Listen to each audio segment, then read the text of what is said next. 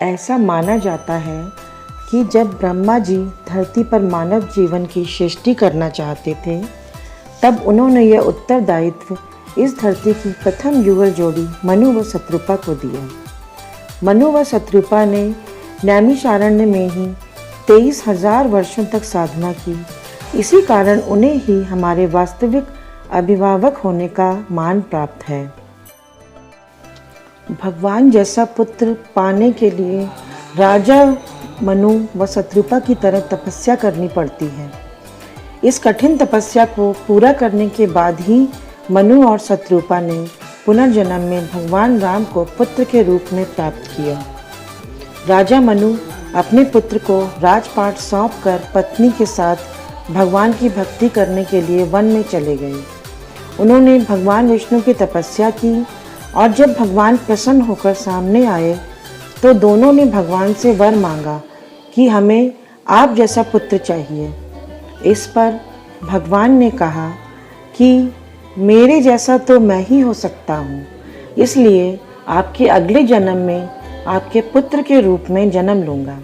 यही कारण था कि मनु और शत्रुपा अगले जन्म में दशरथ व कौशल्या बने और भगवान विष्णु ने राम के रूप में उनके यहाँ जन्म लिया।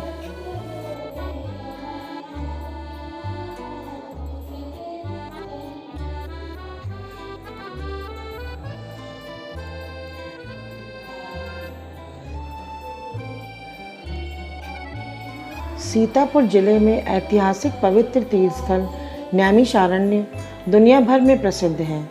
इसे नीमसार के नाम से जाना जाता है।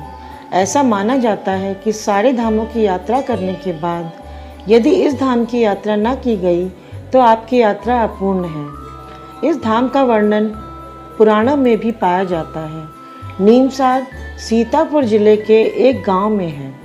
मान्यता यह है कि पुराणों की रचना महर्षि व्यास ने यहीं पर की थी।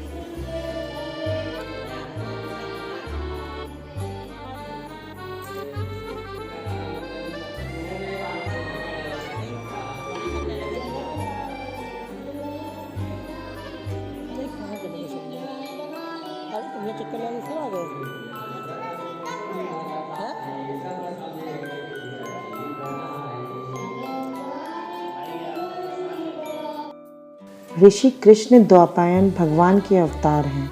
श्री कृष्ण का जन्म द्वापर में हुआ और श्री कृष्ण द्वापायन जी भी द्वापर में हुए। इन्हें आज वेद व्यास जी के नाम से जाना जाता है।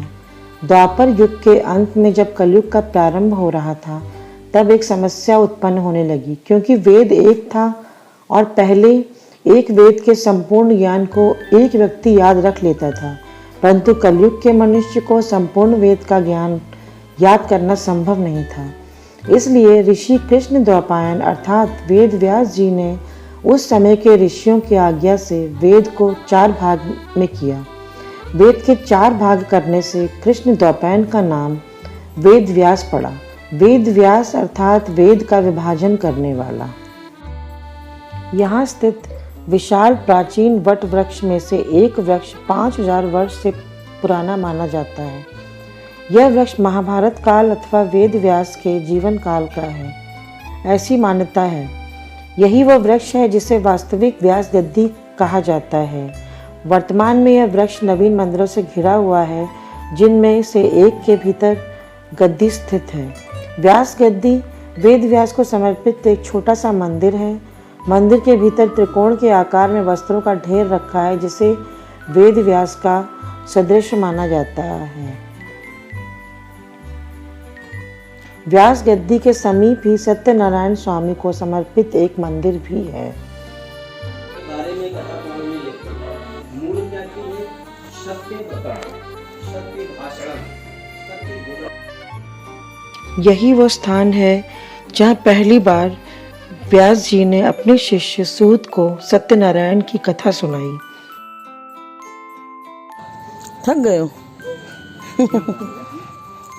ओम नमः शिवाय, ओम नमः शिवाय, ओम नमः शिवाय, ओम नमः शिवाय, ओम नमः शिवाय।